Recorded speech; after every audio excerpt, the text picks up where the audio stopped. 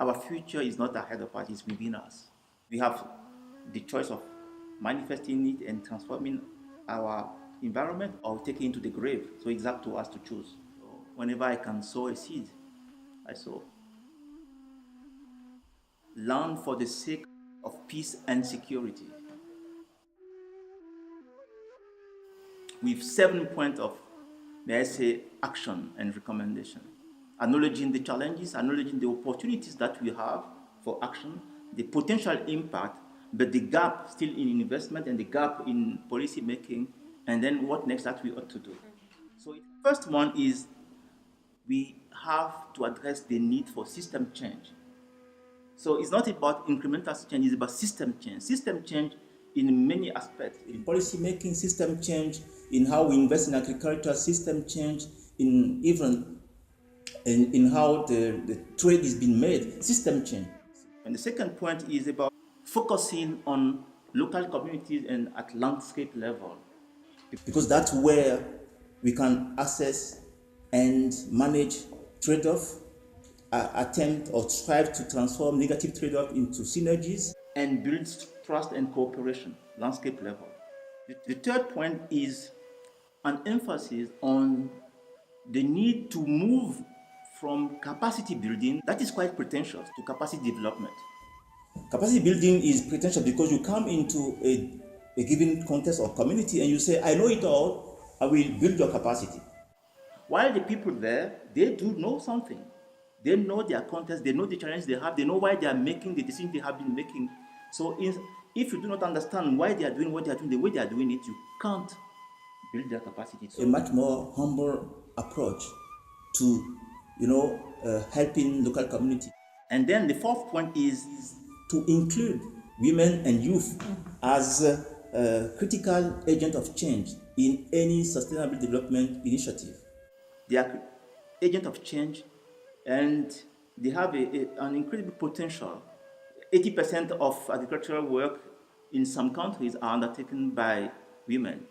The youth has an eagerness for change, but very often agricultural work is not attractive for them. So it's about making it attractive for them and also listening and ensuring that we take it from where they are to where they may wish to be.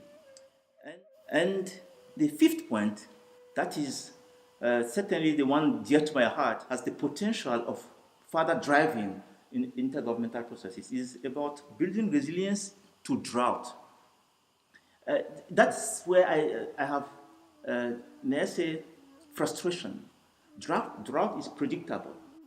Whatever is predictable, if it still causes damages and costs lives, it means there is a systemic failure.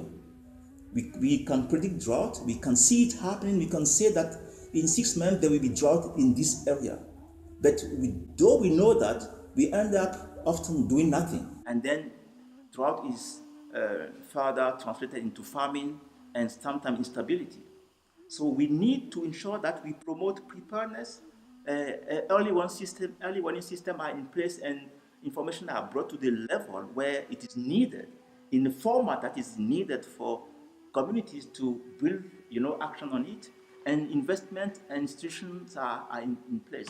And in that regard, the nations of the world need to come together in a way where they will commit that from, let's say, now on, drought will not cost lives anymore. The sixth one is acknowledging the enormous investment opportunities. You see,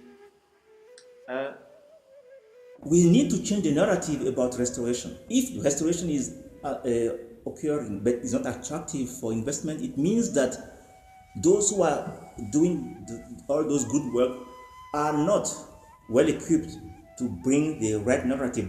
Then someone needs to help them do that. For instance, when you see restoration from the pure financial perspective, you are missing the point. Return on investment is not just financial. It's financial, it's ecological, it's social, and beyond. So you need to capture all those benefits related to restoration. And of course, then it might be more attractive. In some areas, for instance, there is a social return on investment assessment conducted in a place called Talensi County in the northern part of Ghana. In 3 years after the start of the project, the return on investment was $6 for each dollar invested.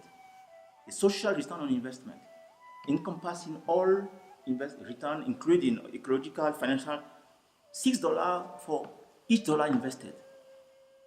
So, those are the type of things that we need. Of course, we also need people to come up and develop the value chain that is needed. What public money must do. First, to de-risk where there is real perception of risk. For instance, if in a given area there is need for infrastructure, or I remember in Kenya in a discussion where there was a long list of expected investment or action to support farmers in a given district. We asked them, if it's only one thing that we could do, we could help you do, what will that be? They said, only one thing, then make sure that the road to the market is a good one.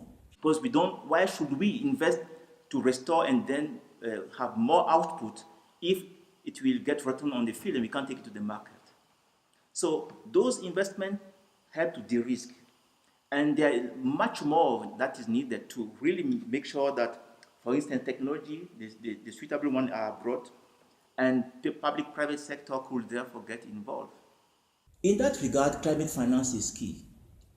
And those that are involved in climate finance, especially climate finance institutions, are not getting yet the message regarding, the importance of investing into land restoration. So those 7, may I say, streams of action, we ought to undertake them for the sake of livelihood, people, peace, security. We all are called to use this communique because there's more in us that we could do and could offer. Because each one of us here is a leader or a potential leader.